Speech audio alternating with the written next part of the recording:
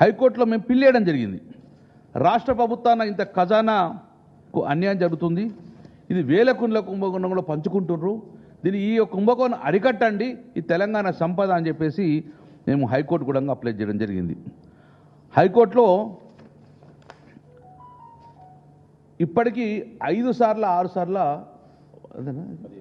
ఇప్పటికీ 15 సార్లు వాయిదా అడిగింది ప్రభుత్వం. 15 సార్లు ఇప్పటికీ వాయిదా అడుగుతూ వచ్చింది.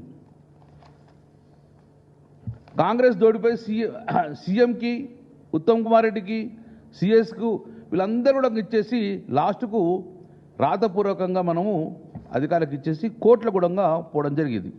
ఇంతవరకు వాళ్ళు